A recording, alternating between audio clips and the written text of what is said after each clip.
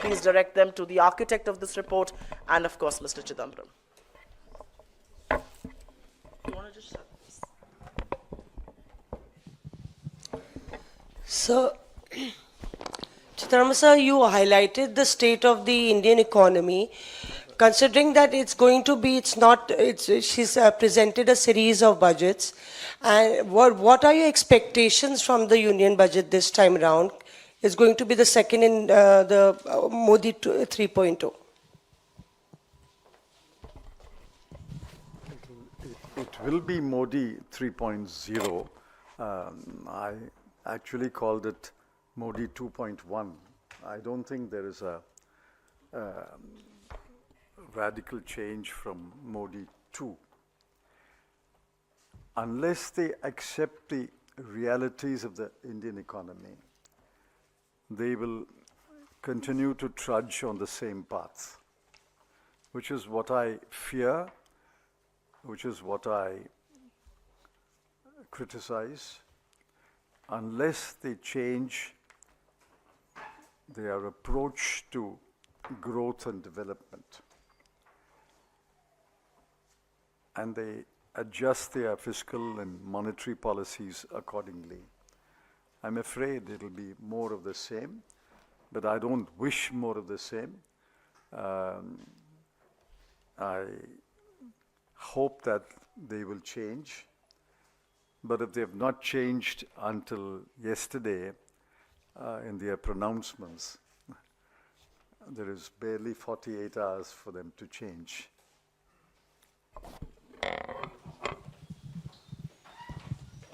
Mr. Chidambaram, you were talking about, I hope they change and everything else, and what you have put out in your report very categorically says that there is stagnation in terms of salaries and everything else, and what is required for growth is something that it needs a transformational change. Having said that, we are told that the government is attempting a direct tax code, which the UPA also attempted to do so, and somehow didn't go forward. Now I think the Prime Minister and the Finance Minister are keen on simplifying things to a great extent. Do you think that this will help to give a new fervor to the middle class, which has been stagnating in the last, as per your report, and has been seen with growth really going forward, not going forward? Direct taxes are a small part of the economy. The number of people who pay income tax, which is what the direct taxes code is, the number of people who pay income tax is about 8 crore or so. And out of them, little over 5 crore file nil tax returns. So the direct taxes code really applies only to about 3 to 4 crore people. I welcome a direct taxes code. We attempted, Mr. Pranab Mukherjee attempted, but it failed. Failed because the BJP leaders in the Lok Sabha and Rajya Sabha told me that they have no appetite for any more reform. This is in 2013-14. I'm quoting the words, "We have no appetite for any more reform, and if the Dr. Manmohan Singh government brings major reform bills, we're not going to support it." The direct taxes code could not have been passed without the opposition support at that time, because the government did not have an absolute majority. The Congress did not have an absolute majority in both houses. So I will welcome the attempt to introduce a direct taxes code, but if the direct taxes code is going to be a similar exercise like the so-called IPC, CRPC, Indian Evidence Act revisions, it's a waste of time. Because as you know, 90 to 99% of the old 3 laws were cut and pasted into the new law. If the present Income Tax Act is going to be cut and pasted 90 or 95%, it's a waste of time.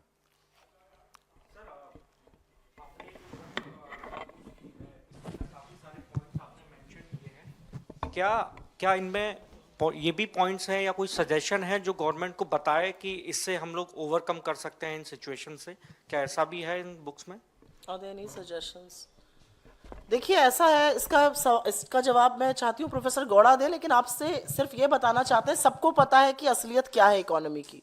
सरकार आंख पे पट्टी बांध करे, उनको भी पता है, लेकिन वो डॉक्टर है जिसके पास जब आप जाकर बताते हैं कि मेरे पेट में दर्द है, तो वो मानने को ही तैयार नहीं है। जब वो समस्या को मानने को तैयार नहीं है तो समाधान कैसे मिलेगा? पर प्रोफेसर गौड़ा इस पर आई थिंक ज्यादा detailed.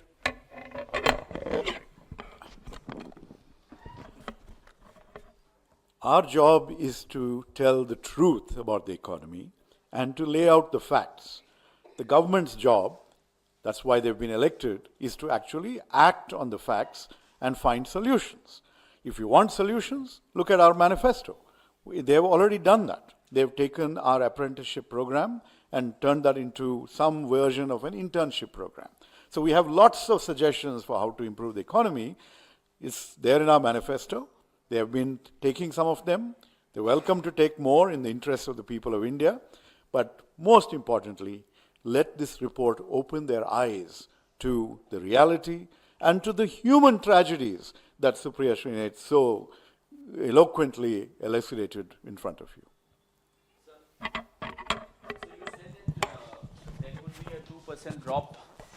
So you said that there could be a 2% drop in the GDP levels. I said there has been. There has been a 2% drop. So going forward, do you also fear that the economy could go into recession? And how do you look at the government's claims that it is one of the fastest growing economies and so on? The economy will not go into a recession. I've explained that many times. Even if there's no government in India, we will grow at between 4 and 5%. Because there are farmers, the workers, the small industries continue to produce food grain and other things and services. India's economy will not go into a recession. Question is how much more, how much higher than the 4 to 5% can the government's policies make. This government's policies added about 1 to 1.5%, maximum of 2% to the inherent growth rate. But that's not sufficient. I pointed out in one column that we are indeed the fastest growing economy in the world. But please remember, growing at 2.7% last year, the US added $787 billion to GDP in that 1 year. So 2.7% adds $787 billion. China grew last year at 4.9% and it added $895 billion to its GDP. At 4.9, it adds 895 billion. We are growing at a faster rate. There's no doubt about that. But we add only 256 billion to our GDP because our base is low. We are 1/5 the size of China. So don't compare the growth rates. Compare the addition to the GDP. Growth rate is important, but the addition to the GDP, and is the gap narrowing or widening? The numbers are given you. If China adds 895 billion a year, US adds $787 billion a year, and we add $256 billion a year, the gap is growing.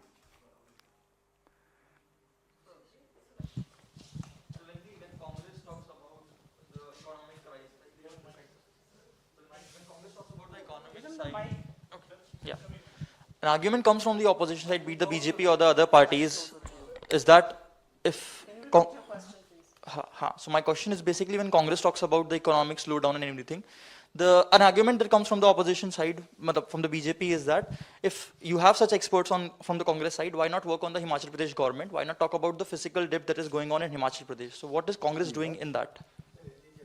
They're saying that the BJP says that if you have such great economists, why don't you work in Himachal Pradesh where things are falling? But that's not true actually. But We are talking about India's economy. Fiscal policy of India is not decided by a state government. Monetary policy is not decided by the state government. Direct taxes are not decided by the state government. GST, state governments have a role, but it's overwhelmingly weighted in favor of the central government. Therefore, we are talking about the national economy, the India's economy, and you turn around and repeat their question, why don't you work on Himachal Pradesh? Himachal Pradesh is not an independent country. So, in last 10, 11 years, unemployment has been one major issue that opposition has been raising. As a former finance minister, what do you think, what's wrong with the government's approach in terms of addressing this issue? And any suggestions that you would like to make to the government of India to address this issue? If I make a suggestion, it will be shot down. So the best suggestion is not to make it.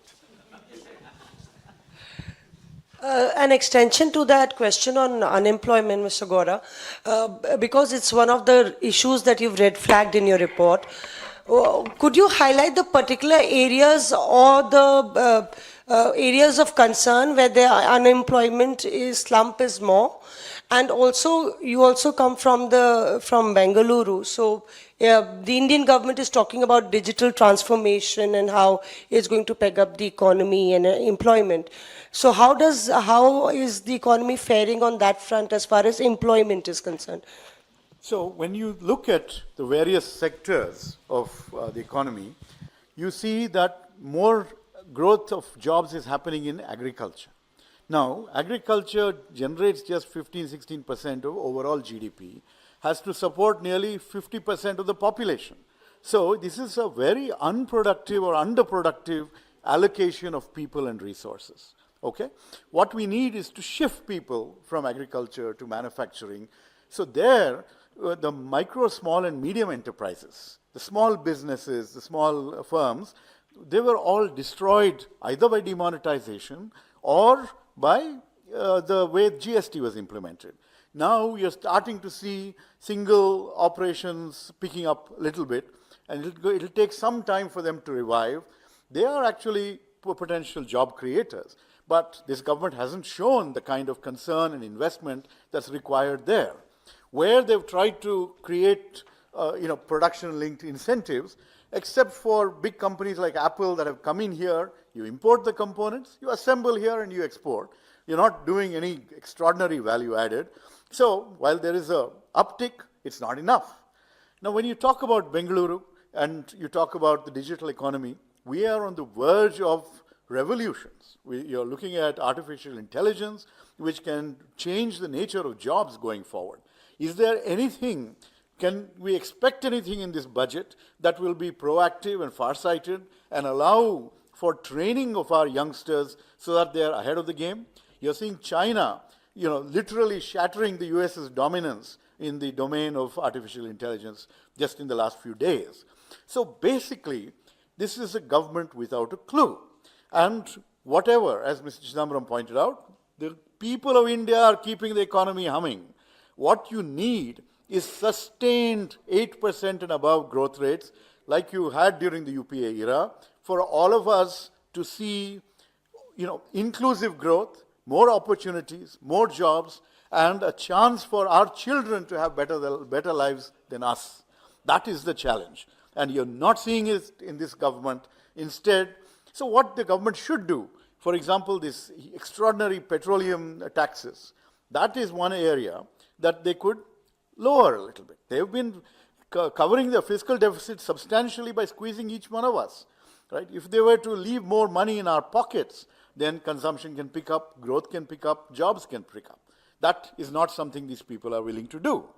Instead, what you see is more allocations towards cronies and the rest of us in the hands of God. I would like to add something to this, just for people right here.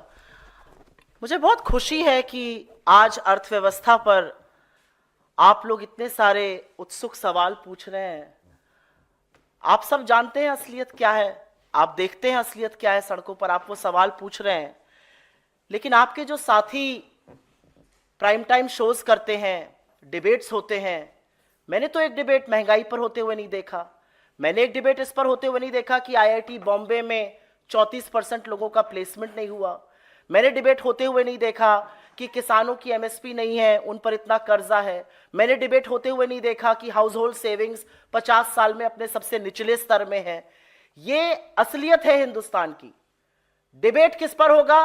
कहीं पर खुदाई चल रही है, फलाने ने कुछ कह दिया, ढिमकाने ने कुछ कर दिया. मेरा अपना मानना है सरकार असलियत से भाग रही है, सरकार मुंह मोड़ रही है, क्योंकि असलियत उनके लिए दिक्कत तलब है. लेकिन इस देश का जो चौथा स्तंभ है, जो मीडिया है, वो भी मुद्दों से भागकर मुद्दों से ध्यान इसलिए भटका रहा है क्योंकि सच जो सामने आएगा, जो ऐसी रिपोर्टें हैं जिसमें यह सच कैद है, वो रिपोर्टें असहज करती हैं सरकार को. मैं आप में से बहुतों के न्यूज चैनल पर जाती हूं और वहां पर जब मैं तथ्य और आंकड़े रखने लगती हूं तो तुरंत डिबेट को दूसरी तरफ मोड़ दिया जाता है या ब्रेक ले लिया जाता है. तो मुझे लगता है कि मीडिया जो 2014 से पहले अर्थव्यवस्था पर उत्सुकता दिखाता था, सवाल पूछता था, डिबेट करता था, कटघरे में खड़ा करता था, इस प्रेस रूम के बाहर निकलकर भी ऑन स्क्रीन यह काम जरूर होगा. Do you want to answer any other questions other than this? What other questions? Ask. We want to stick to this report today.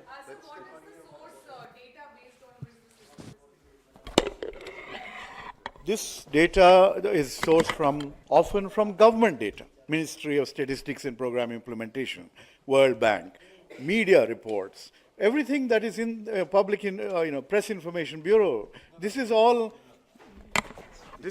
publicly. Many of the footnotes give the source. Yeah.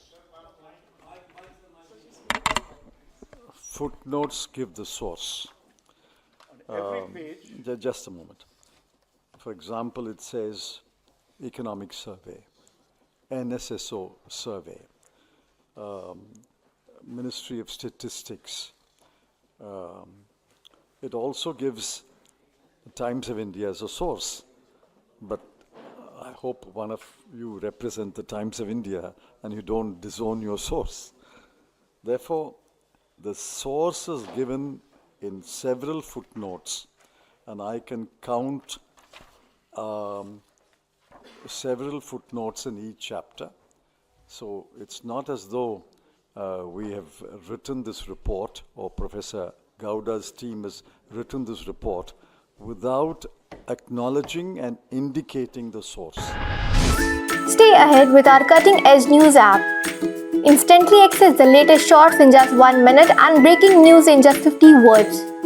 Download now for a smarter, faster news experience.